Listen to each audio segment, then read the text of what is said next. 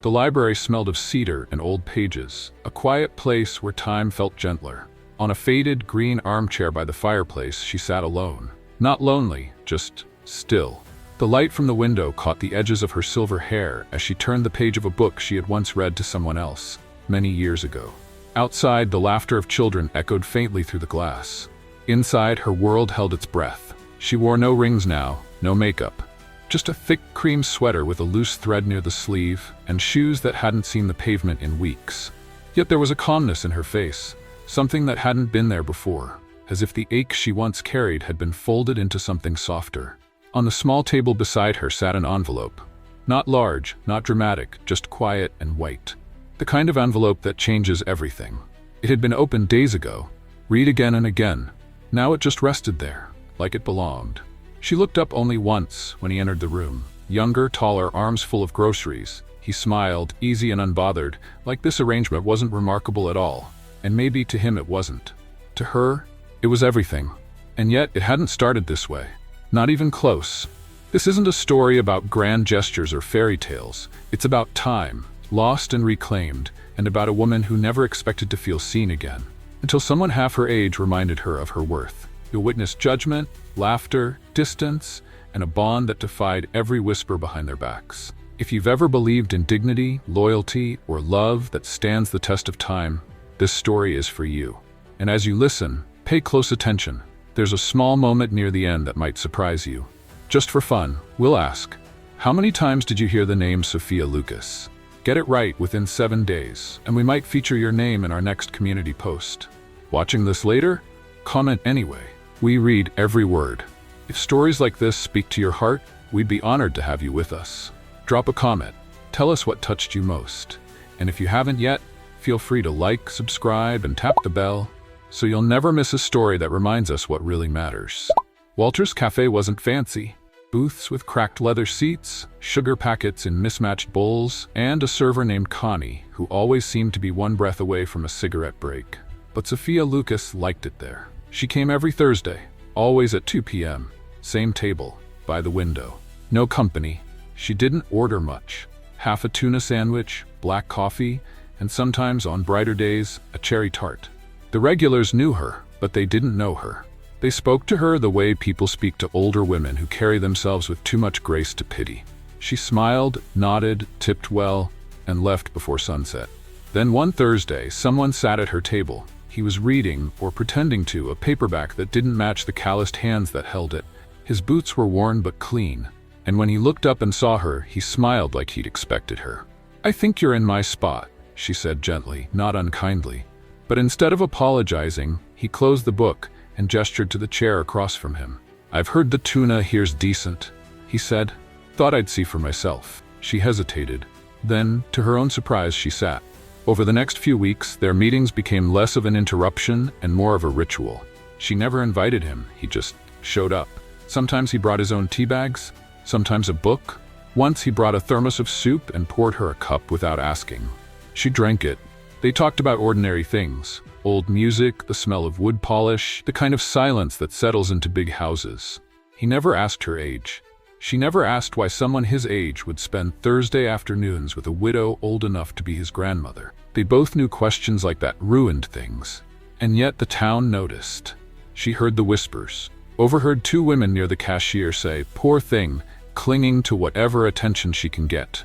And once outside the cafe, a group of boys, maybe his age, laughed too loudly as they walked past.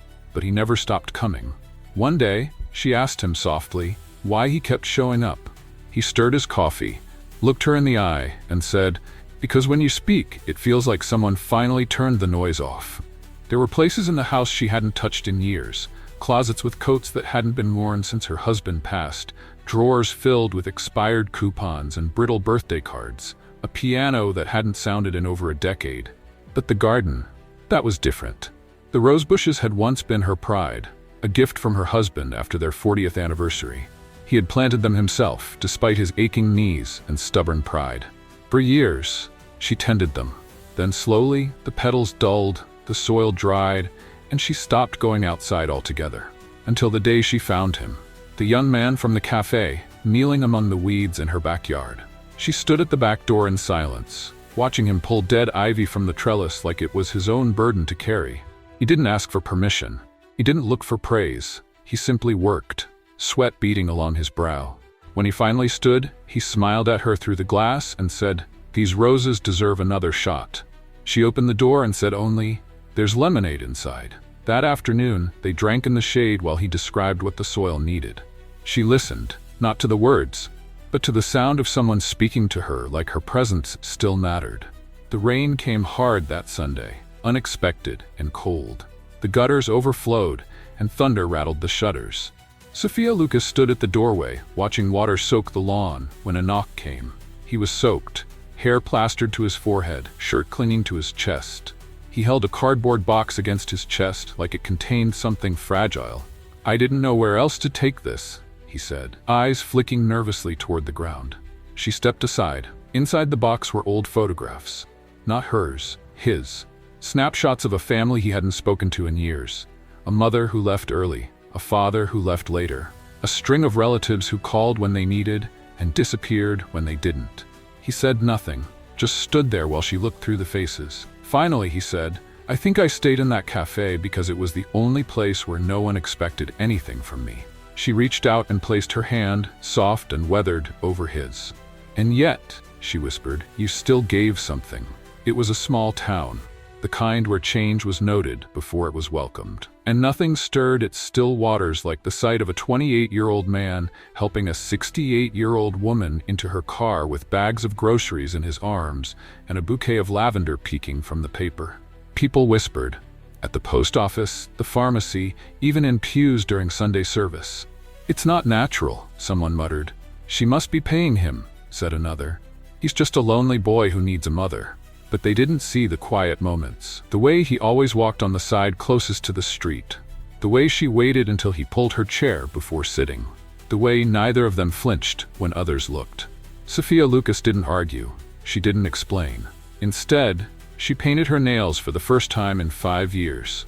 She wore her late husband's watch because it still kept perfect time. And she smiled, not with defiance, but with peace. It wasn't money. It wasn't a second youth. And it wasn't romance, not in the way others imagined it. What he gave her was different. He gave her the confidence to speak without shrinking. He gave her warmth on quiet mornings and laughter in rooms where silence once ruled. He gave her purpose without ever making her feel like a project. And perhaps, most importantly, he listened. One morning she found a letter tucked inside her gardening gloves. It wasn't long, just 4 lines. "You reminded me how to sit still, how to speak gently, how to matter, without needing to prove it. Thank you." She folded it and placed it in the back of her Bible, where the ribbon lay untouched for years. It came on a Tuesday, not a dramatic day. No thunder, no storm clouds, just the usual hum of the washing machine, the scent of lemon oil on the wood floors, and the soft clicking of a distant ceiling fan. The landline rang. Sophia Lucas still used one, not out of nostalgia, but because some habits simply felt grounding. She answered, expecting a reminder from her dentist or a call from the pharmacy. But the voice on the other end made her pause. It was his father. The man spoke with clipped syllables and long silences, as though every word cost him something. He tracked her down, not because he was curious, but because he was embarrassed. "I don't know what my son's told you," the man said. "But whatever this is, whatever arrangement you've got going, I need it to end." She didn't respond right away. "You think I'm taking advantage," she finally said. "Or maybe you think he's lost." There was another silence, followed by a dry chuckle. "He was lost," the father said. "But he's not now, and it scares me that I had nothing to do with that." Then the line went dead. She stood there for a long time, hands still on the receiver, listening to nothing. Not shock, not sadness. Just the slow, creeping truth of what she already knew. People didn't always fight against what they didn't understand. Sometimes they just dismissed it.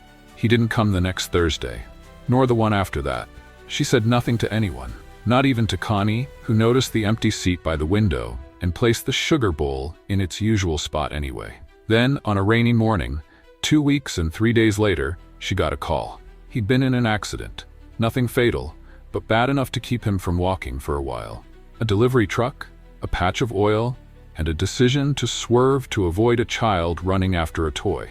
When she arrived at the hospital, he looked pale and exhausted, but his eyes still softened when they found her in the doorway. "They took my boots," he said, trying to smile. She walked over and sat beside him. "They're not what I came for," she said quietly.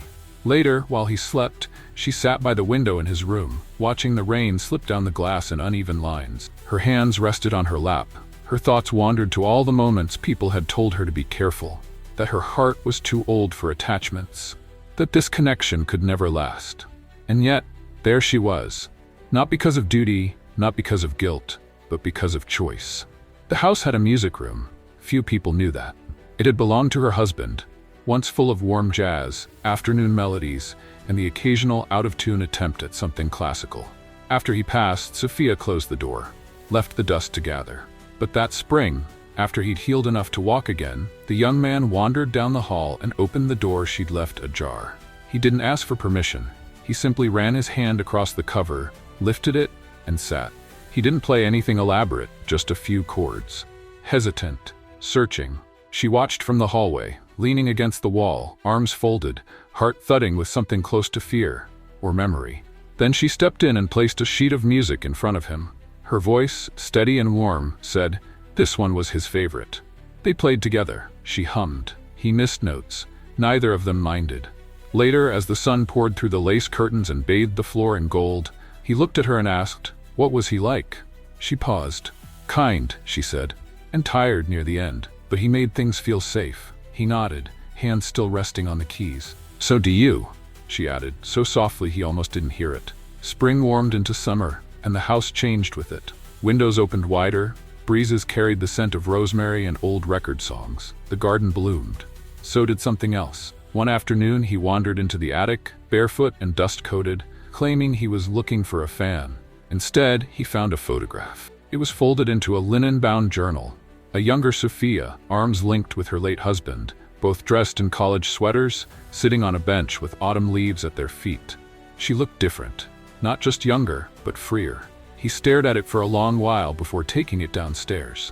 When he showed it to her, she didn't speak, just held the picture for several minutes, her fingers tracing her past. I used to think no one would ever look at me the way he did in this photo, she finally whispered. He didn't interrupt. I stopped looking at myself that way too.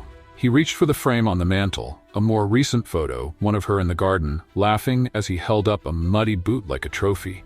Then maybe, he said, it's time to put this next to the old one. She smiled. Not for the photo, but for the thought.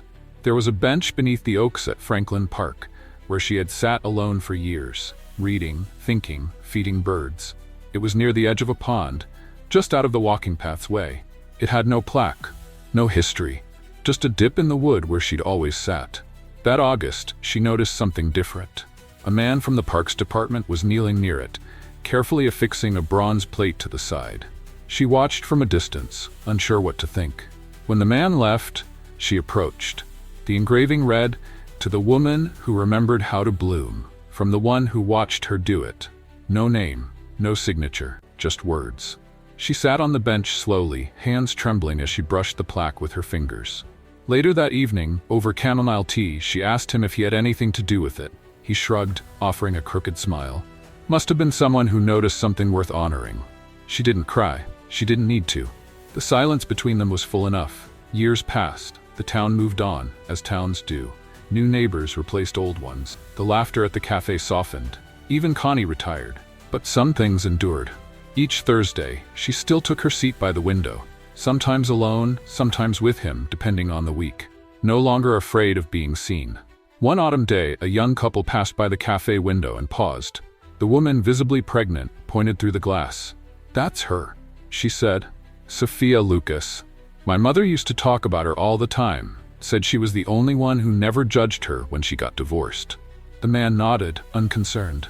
"Who's the guy with her?" "I don't know," she said. "But he's always there." They walked on, never knowing the whole story. Because what the town never knew was that he had moved into the guest house 3 winters ago. Not out of necessity, not because he needed saving, but because once, many years ago, she had looked into a quiet, broken young man and said without saying, "You matter here," and he believed her. There was a drawer in Sophia Lucas's writing desk that hadn't been opened in years. Inside it, buried beneath yellowed paper and dried-out pens, lay a stack of letters she had written and never mailed. They were addressed to no one in particular. Some began with "To whom it may concern," others with "Dear me." But one had a name on it, her late husband's. It was dated the year after he passed, on her 69th birthday. A letter she had written in the quietest hour of night, alone, knees to her chest, listening to the wind stir the curtains like footsteps. She found it again by accident, while looking for a notepad.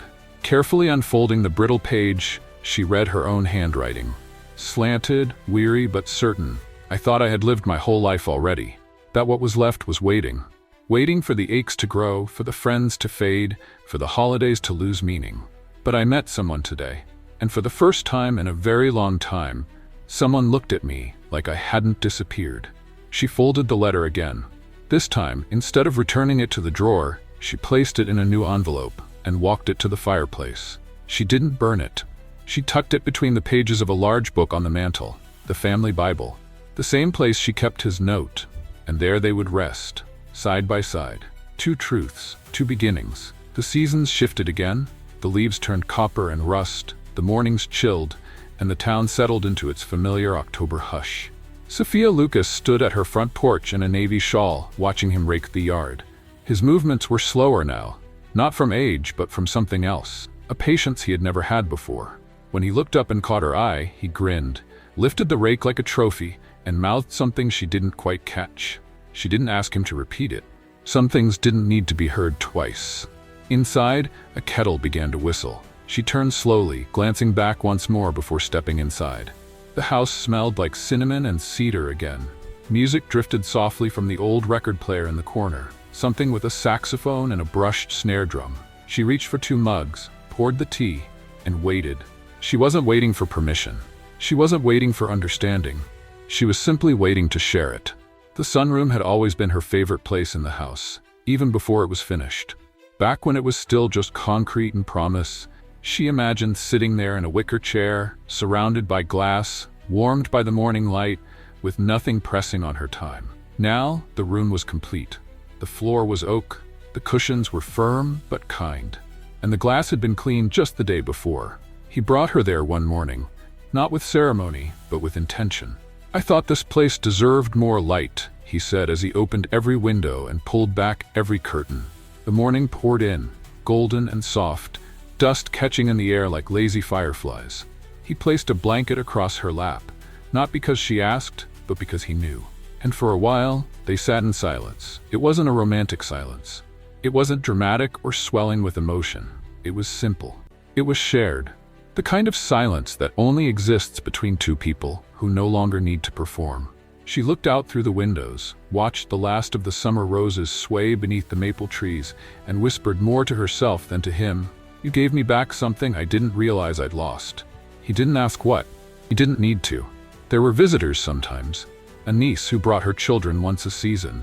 A neighbor who checked on the pipes before winter. A few church friends who delivered soup in recycled butter containers. They all had the same expression when they saw him. Part curiosity, part concern, part calculation. They asked careful questions. Is he staying long? What's the nature of your arrangement? Does he have family? She answered without hesitation. He's here because he chooses to be. That's all you need to know. That usually ended the conversation. But one afternoon, her pastor came by. An older man with a gentle gait and a fondness for too much sugar in his tea. He stayed longer than expected. As he stood to leave, he turned and asked, "Do you believe the Lord sends us what we need, even when we think it's too late?" She didn't answer right away. Instead, she walked him to the door, looked out at the man kneeling in the garden with dirt under his nails, and said, "I think sometimes we're the ones who show up too late to receive it." The pastor nodded, as if he already knew. It wasn't a holiday. It wasn't a birthday. No milestone. No anniversary. Just an ordinary Tuesday. He returned from the grocery store carrying a single brown bag, milk, eggs, and a loaf of the raisin bread she liked. She was seated by the fireplace, staring into it even though there was no flame. "I've been thinking about the letter," she said softly. He placed the bag on the table and sat beside her. "What letter?" She turned to him with a half smile. "The one you left in my gloves. I never told you what it did." He tilted his head. "It reminded me that I was still capable of being someone's new beginning," she said, "even when the world had already decided I was someone's ending." He said nothing, just reached for her hand. And in that simple act, without flowers, without music, without anyone watching, he gave her back what no one else ever had, her place in the present. Not as a memory, not as a relic, but as someone worth building a quiet life with. Some stories end with a grand moment, others with quiet clarity. Sophia Lucas didn't need applause, or a second youth, or someone to rescue her. What she needed, what she never dared to say aloud, was to be seen without pity, and to be chosen without explanation. And that's exactly what she received. Not through words, but through presence, through shared silence, and the kind of devotion that doesn't ask to be named. Because sometimes the most extraordinary gift is being reminded that you still matter. Not because of who you were, but because of who you still are. If this story touched your heart, we'd love to hear from you. Share in the comments. What moment in Sophia Lucas's journey moved you the most? And if you were listening closely, you might notice how often her name came up. Just for fun, how many times did you hear Sophia Lucas in the story? Drop your answer in the comments, and if you're right within 7 days, we may feature your name in a shout-out as a thank you for being part of our Fiction Echoes family. Watching this later, don't worry. We still read every comment, and surprises may still come your way. If you enjoy meaningful stories like this one, the next chapter's already waiting. Just click the video that's about to appear, and we'll see you there. Don't forget to like, subscribe, and tap the bell so you never miss a moment of what happens next.